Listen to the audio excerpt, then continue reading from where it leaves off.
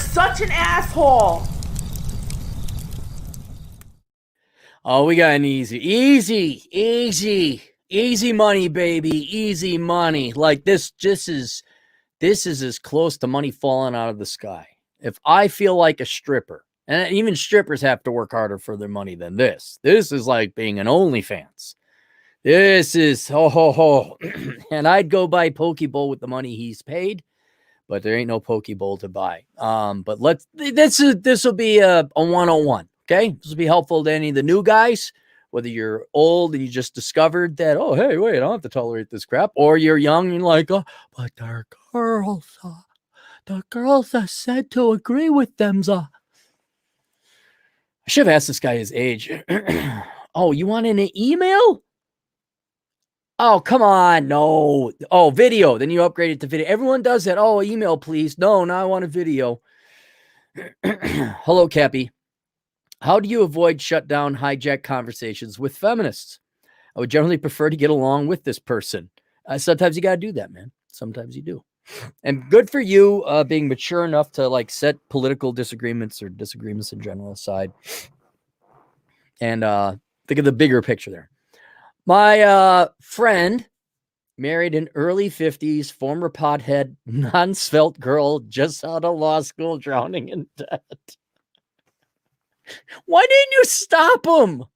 By the way, today's consultation is brought to you by any one of a number of books that would have prevented this horrific scenario. The Book of Numbers, Analyze the ROI of Pursuit of Women, Bachelor Economics, The Financial Advice Bible for Men, How Not to Become a Millennial or Marry One with Tons of Student Loan Debt. These books have so much potential to literally save multiple trillions of dollars for hundreds of millions, arguably a billion people in Western civilization. What, do you hate your brother? Did you not have an intervention? I know it's not your question, but all right. Drowning in debt. I thought she was going to lead the world, make 6 figs. What? All right. I won't go for the low-hanging fruit. She generally tries to be pleasant, but can't help herself as she perceives anything bordering on feminist Me Too women's rights issue. Johnny Depp or Armie Hammer movies can't. What did Armie Hammer do? Can't be mentioned or they get derided based on Me Too allegations. I did some reconnaissance in the Midwest recently and mentioned that one of the reasons Michigan is a bad place to move. Why would you travel in there? Is the governor in light of the root beer float reaction. She responds with something like, and she's a woman, and starts wanting to lecture me about patriarchy I'm evidently supporting. I'm generally libertarian and despise nearly all politicians. We'll explain why. I'm heavily leaning towards minimizing contact and going with how's the weather or how's your knitting going type of conversations. I started with the political leaning comment, but if she comes back with the prove you're not a misogynist statement, the conversation can't help but deteriorate. I like to be able to visit nieces and nephews if they appear at some point. Thanks. Yeah, and kind of like Elkham's nephew. They're going to need a guy, a real man, and not a bludgeoning womanist. You know, they're like, hey, kid, here, you know, heaven forbid if you get a nephew and they're trying to dress him up in a dress or something. They're going to need like a guy anchored in the real world. The bad influence uncle. So let me read your request again, but this time instead of feminist womanist, I'm going to replace it with turd. Okay. Hello, Cappy. How do you avoid shutdown hijack conversations with turds? I would generally prefer to get along with this person. My brother married an early 40s former pothead, non-svelte turd just out of law school, drowning in debt. She generally, I guess, is a female turd. She generally tries to be pleasant, but can't help itself if it perceives anything bordering on turdism, Me Too, and turd rights issues. Johnny Depp or Armie Hammer movies can't be mentioned or they get derided based on turd allegations.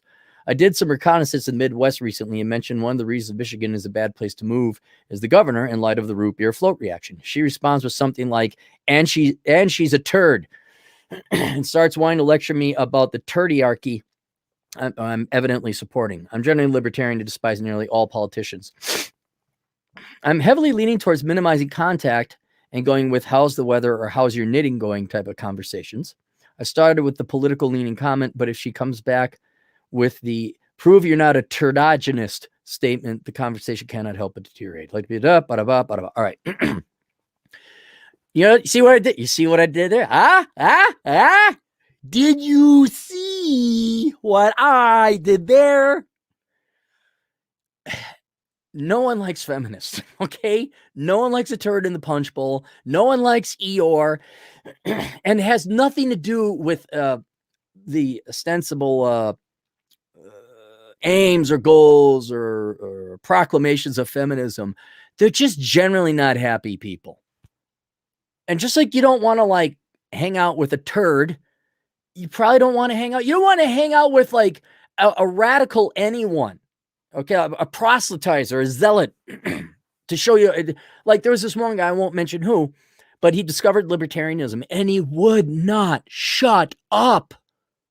There was even a meme going around, how to lose friends and remove people from your life. The Dale Carnegie spoof is like, become libertarian. Religious zealots, all right? Now, whereas most other ideologies, people follow an ideology or a religion or a political belief, it's not the center of their life.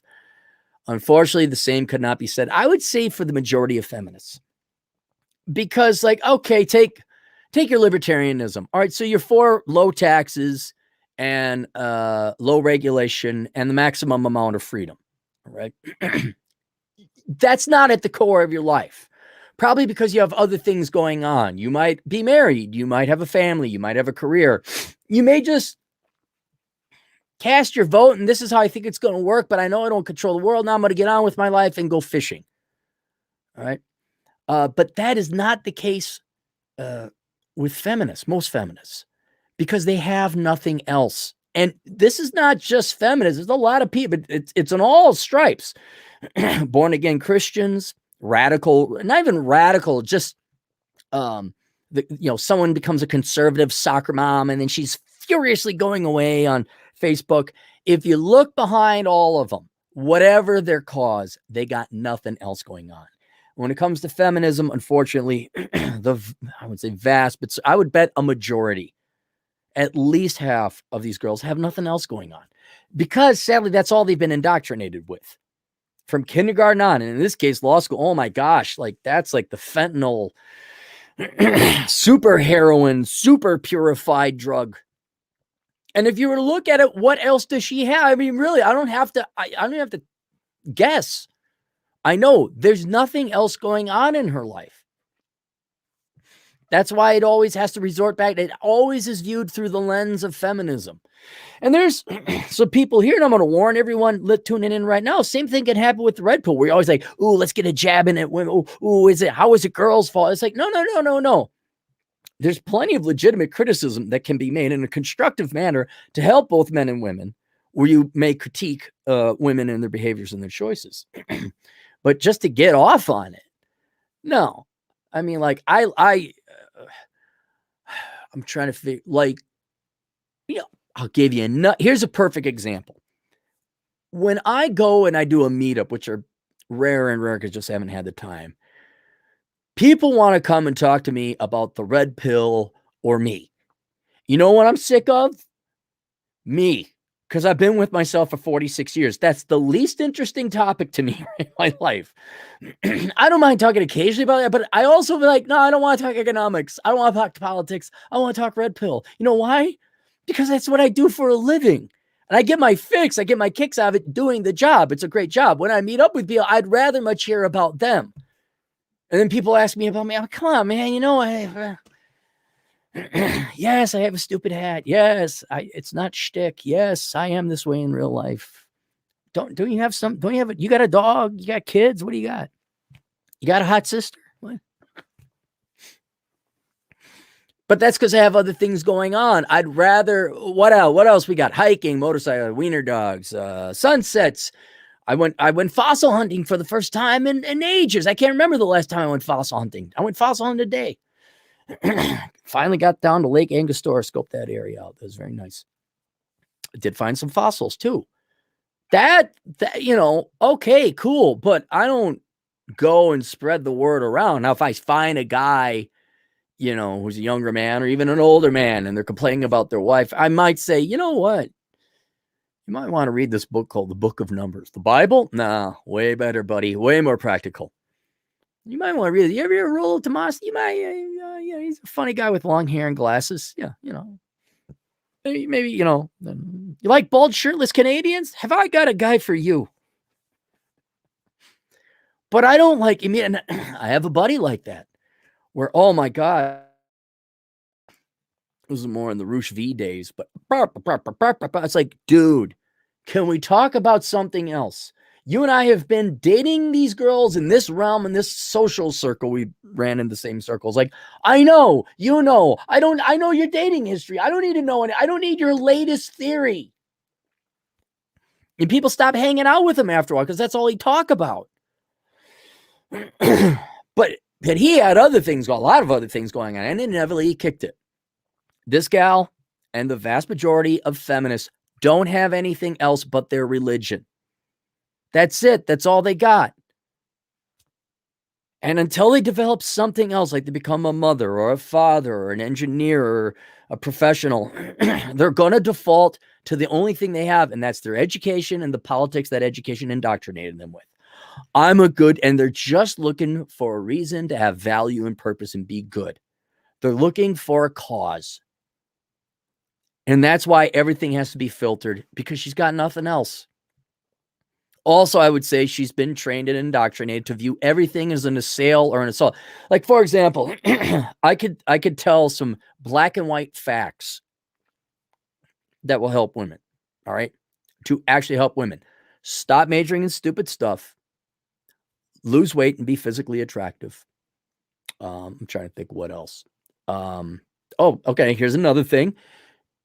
Since you're going to major in not major in a stupid thing, you're going to make money. Vote for lower taxes. Spend less than you make. Now, that is infinitely more helpful than the standard propaganda misinformation that they get. But I will be called a misandrist or misogynist because I told them what they didn't want to hear. Because it doesn't abide by what the ideology told them, which is basically nothing's your fault, an abdication of responsibility, and free crap from other people. That's basically it. And there is no getting through to this person because that's the only thing they have in life. And the indoctrination, ideology, whatever else, has made it impervious to any kind of constructive criticism. You ever try and argue with a born-again Christian? Like, hey, do you admit that, like, this Bible isn't exactly holding up to the scientific method? Couple flaws, couple things. No. See, it says in the Bible. Is that you get this circular argument? It always goes back. Not because they're any sane person, even Des Prager's like, there's no proof. I don't have proof. So they call it a faith. They call it a belief. First honest thing I've ever heard from a man of the cloth. He trained to be a rabbi. And I do like Dennis Prager. I just think he's wrong about some things. You can get an intellectually honest person. Yeah, you're right. We don't know. Okay, cool. Now we have intellectual honesty. Now we're at the same. Now we can move forward and have a actually quite polite conversation or polite debate. Doesn't have to always be antagonistic or violent. But where you run into frustration, like you are, where now you got to defend yourself because you mentioned a Johnny Depp movie. It's not about improving the quality and standards of living of women. That's not why she's visceral.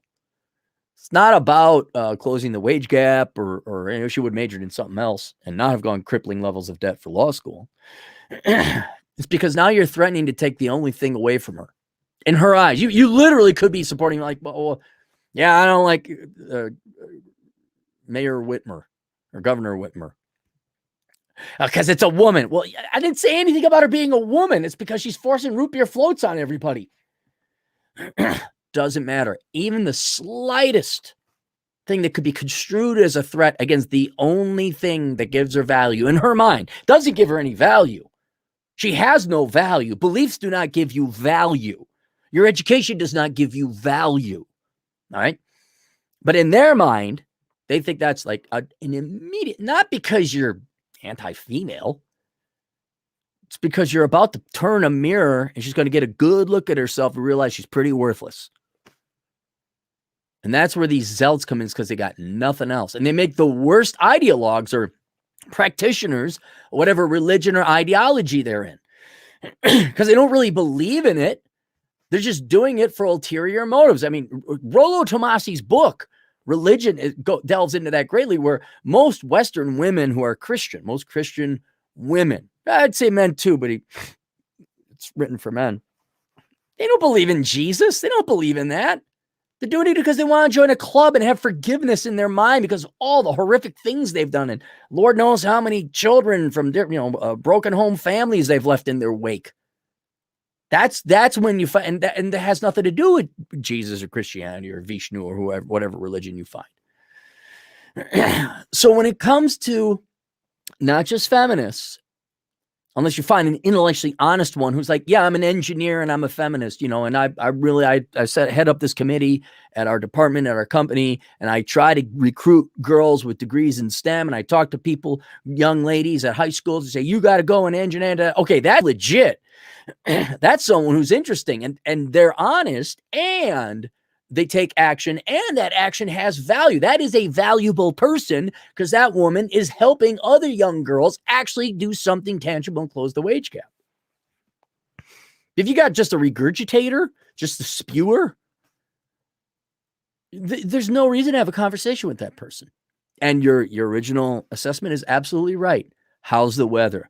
Hey, I mean, you can even play the game, because unfortunately, I'll tell you again, Sergeant Rumpy Fluffalo has more intelligence and independent thought. You're going to have a more interesting conversation with Sergeant Rumpy. Hey, Aaron, did you go down to Lake Angostura and find some fossils? Why, yes, Sergeant Rumpy Fluffalo, I did. Wow, what kind of fossils did you find, man? Oh, I found some clams, basically. Oh, I guess so. There was water there many, many, many, many, many years ago. I'm like, thanks, Sergeant Rumpy Fluffalo. Anytime, Aaron. It's great talking to you. And he goes, bye. That you're going to have, that's it. That's the best you can, if she's even capable of recognizing that you're there, and she might want to ask you about it. So yes, small talk. Small talk is the language for inferior minds. Small talk. Hey, how is the knitting? How is you looking for a job? I know you can't even go to a job. The patriarchy. Yeah, because law firms are just so not hiring women. You just how I don't know if she bikes, whatever. Anything that just puppies and flowers and unicorns. Hey, did you know how was traffic? Oh, okay. Did you see? You can't even talk about movies. Oh yeah, protagonist was Arnie Hammer. And so, in addition to, just keeping it small talk with this gal, and anytime she brings up, just agree, because you're not changing her. If you think you're going to argue and win, you're not. Okay, so just agree, man. Like, yeah, you're right. Use it as an experiment. See, like, wow, this is really effed up.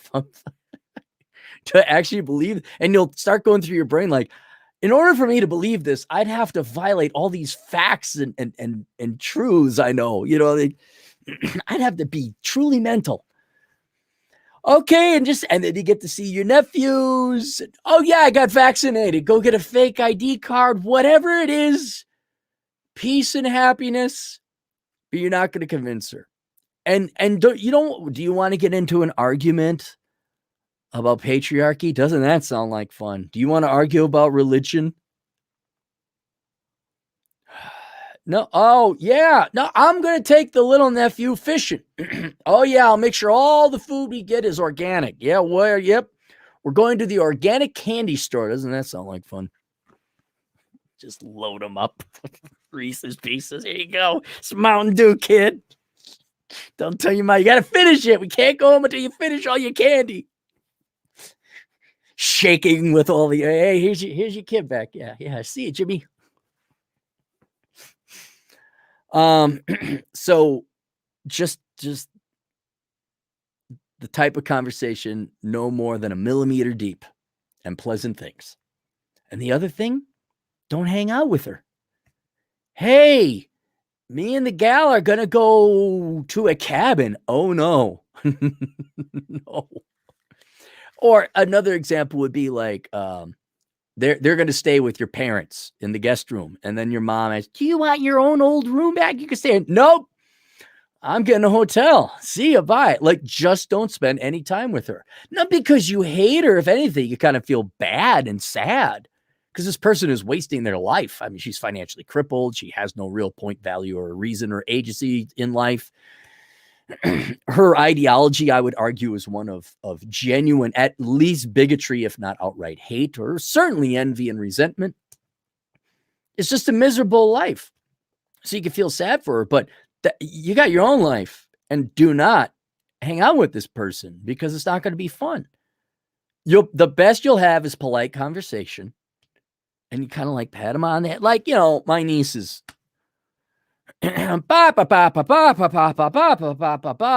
granular level of detail as to what happened at school that day. I'm like, oh, okay, all right. I don't know who Jimmy is. I don't know who Francis is. I don't know who Amy is. I don't know who any. I don't know the dynamics or why it's important. Amy went to Jessica and lent her doll. I don't know these people. How about let's go to the park? Yeah. All right, let's go. Hop in the car. But it almost is like that. Like, okay. Oh, that's nice. That's nice. No luck on the job. Then you can give people the lies and platitudes that everyone's parents gave them when they were younger. Don't worry, some will come up. Have hope. You can be Obama. Hope. Oh, don't worry. There's hope for you. Yep. Don't worry. You just keep on plugging along. There's a job out there for whatever you get to play like a game.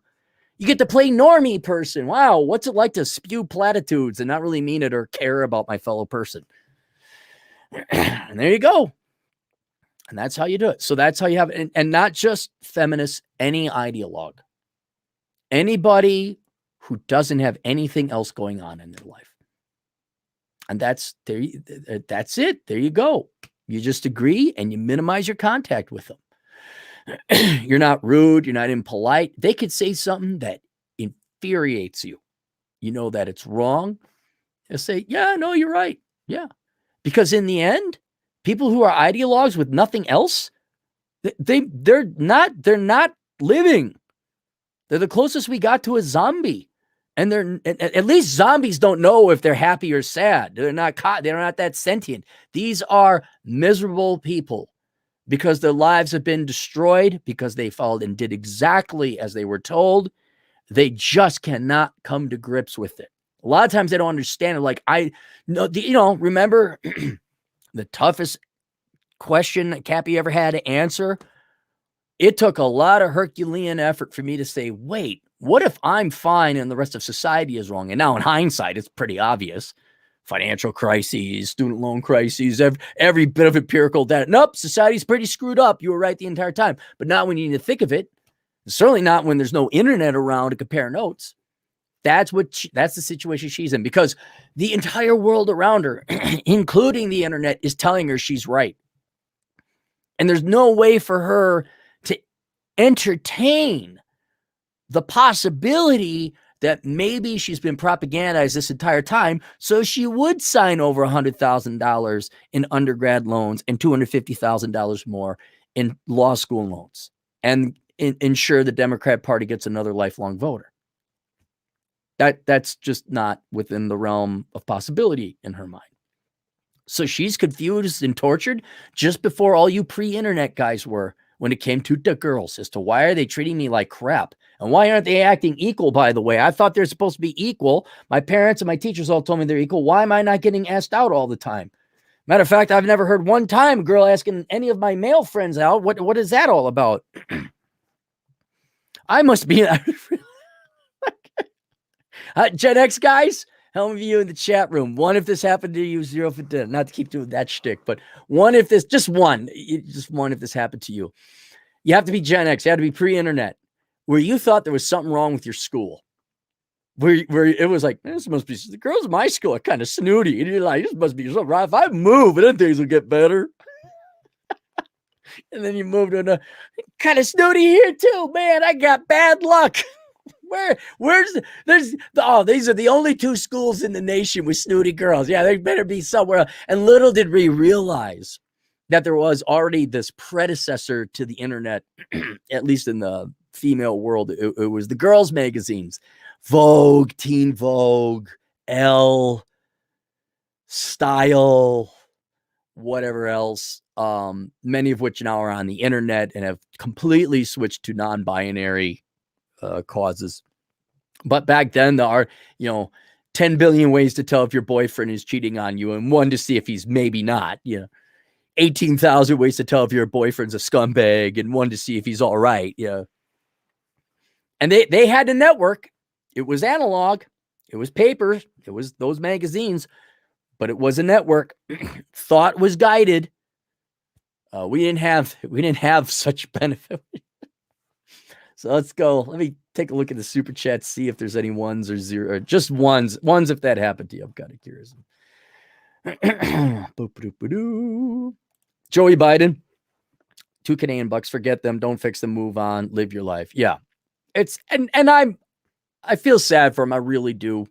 Because there's nothing worse than a waste of. And keep in mind, most of them are secular too. Oh, Christians. Oh, how stupid. Oh, how ignorant. And it's like, okay, so then this is your entire life and you're already 40% done with it and you have 300,000 in debt and you're overweight. I mean, that weighs on them. They know that on an instinctual level, maybe not a conscious level, but an instinctual level, they know that. And that's a lot of reason people, that's why I'm pissed half the time, but it's not because of me, because everybody else. That's pretty arrogant. No. Hey, you guys want to do this? Hey, you guys want to do it? No, I can't do that. Wife won't let me out. No, I can't do that. I'm tired. Anyone? It's so sad. Anyone want to live life? No. Aren't you an atheist? Yeah. Well, don't you think you ought to do something? Get off the couch and go do something fun?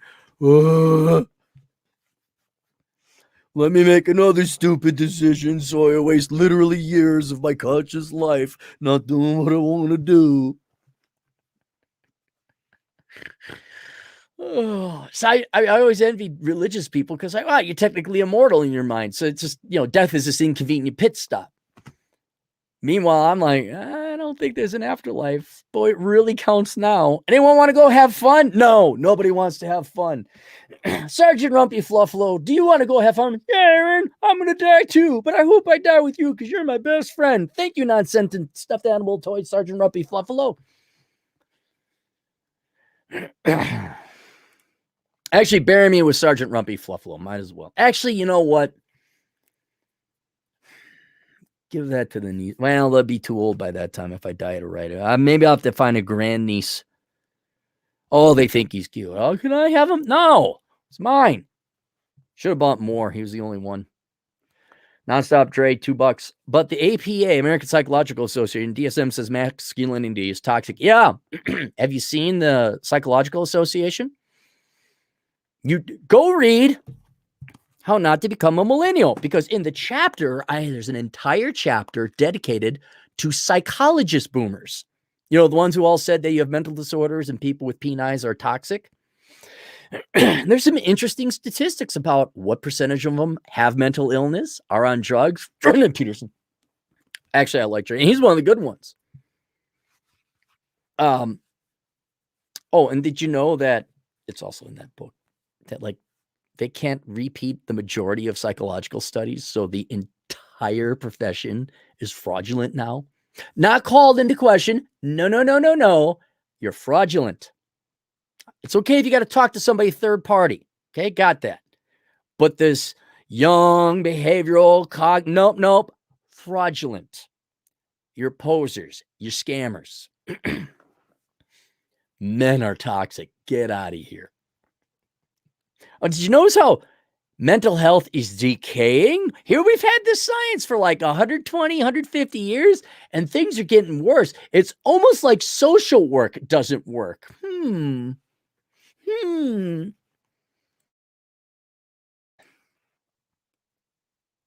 It's all right. Everyone works in those fields are pretty miserable. Scrolling. Keep those doggies scrolling. Mexi Mike, 10 generous dollars. Speaking of puppies and glitter, nothing makes me feel like a grown boy than making Uncle Cappy smile when I talk that trash. Visualize cute kittens swinging and you with marshmallow boxing gloves. El Gatito. Will someone translate Mike for me? I'm not even talking to El Gatito. I'm talking his English. Half the time I don't know what he's saying. It's not El Gato, right? Is that the small little cat? Like something Poquito is small boy, right? Or small kid. And Gato is cat. But Gatito is that small cat? Is that kitten? I do have marshmallow boxing gloves in there. Government check should make another appearance.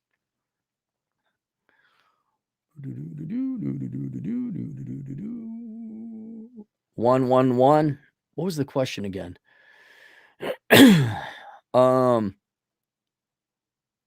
forgot my question. Hey, Doc's in the house. I have a blue wrench and a working seatbelt.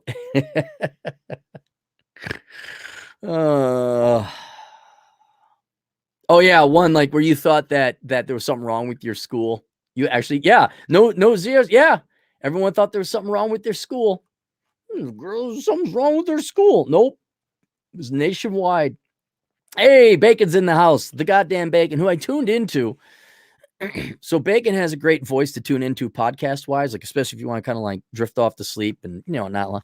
Then he'll invite people over and then, hey, what's going on? Whoa, ha.